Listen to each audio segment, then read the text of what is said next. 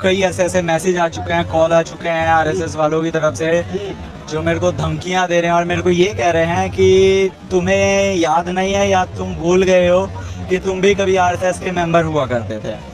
तो मेरे को बिल्कुल याद है कि मैं उस संगठन का मेंबर हुआ करता था जो इस बच्चों के दर्द को नहीं समझ पा रही है। मैं उस गुंडों के संगठन का मेंबर हुआ करता था जो यहाँ पे 20 दिन से भूखे बच्चे हैं, वो हमारे सोनम सर भूखे प्यासे बैठे हुए थे, उनको जबरदस्ती उठा के लेके गई।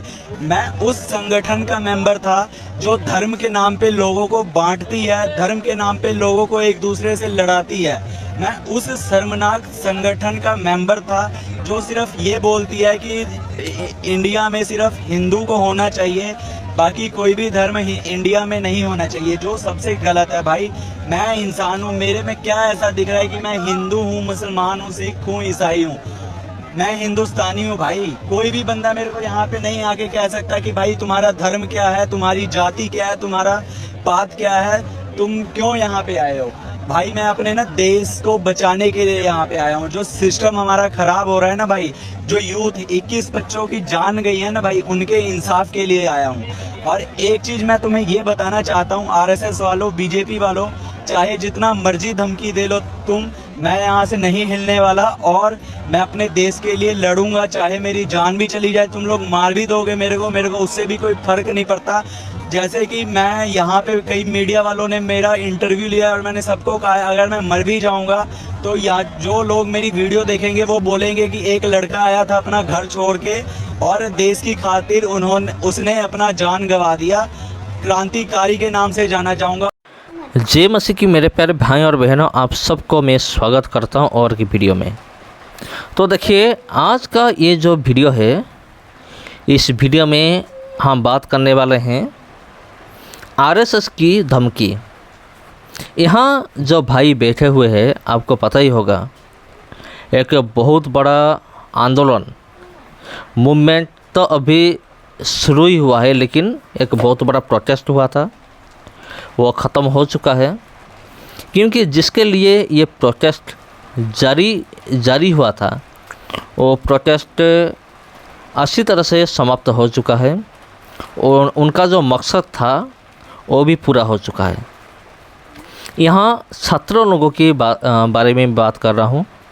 स्टूडेंट लोग जो है ना, उन्होंने आकर प्रोटेस्ट किया थे। उनका मांग ये थी कि हमारा जो एजुकेशन मिनिस्टर है धर्मेंद्र प्रधान, उनको जल्द से जल्द रिजाइन दे देना चाहिए। और बाद में ऐसा ही हुआ, धर्मेंद्र प्रधान रिजाइन दे दिए। और यहाँ जो स्टूडेंट लोग बैठे हुए थे, उनमें से बहुत सारे स्टूडेंट बाहर स्टेट से भी आए हुए थे। और उनमें से एक ऐसा स्टूडेंट थे जो कि एक आरएसएस का बेटा था।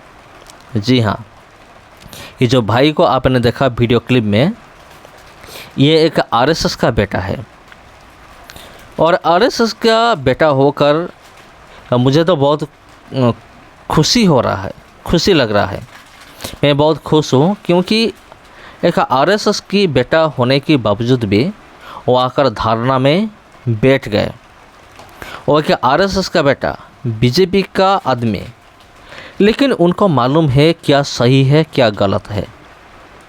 उन्होंने आकर जब धरना दिया, प्रोटेस्ट किया, उनके मोबाइल पर कॉल आया कि तुम उधर क्या कर रहे हो, तुम तो क्या आरएसएस का बेटा हो, तुम क्यों उधर जाकर प्रोटेस्ट कर रहे हो, हम तुम्हें मार देंगे, हम तुम्हें पीटेंगे, मारेंगे। ये सब धमकी आना शुरू हो गया। लेकिन इनका कहना यह है कि मेरे मोबाइल में बहुत सारे धमकी आया है मुझे मार डालने के लिए, मुझे परेशान करने के लिए बहुत सारे कॉल आ चुका है। लेकिन मैं यहाँ से हिलने वाला नहीं, मैं यहाँ से नहीं हटूँगा जब तक धर्मेंद्र प्रधान इस्तीफा ना दे, तब तक मैं यहाँ से नहीं हिलूँगा। और डायरेक्ट मीडिया को बता रहे हैं, भाई मेरे साथ ये हो रहा है, ये जो लोग हैं चाहते हैं कि मैं यहाँ से भाग जाऊँ, लेकिन मैं भागने वालों में से मैं नहीं हूँ।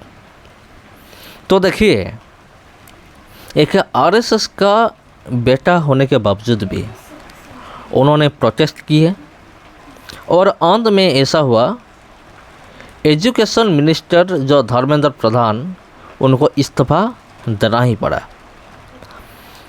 इस्तीफा तो दे दिए और कॉकरोच जनता पार्टी का जो फाउंडर है अभिजीत दीपके, उनका कहना ये है, ये तो बस एक शुरुआत है, आगे आगे देखो होता है क्या।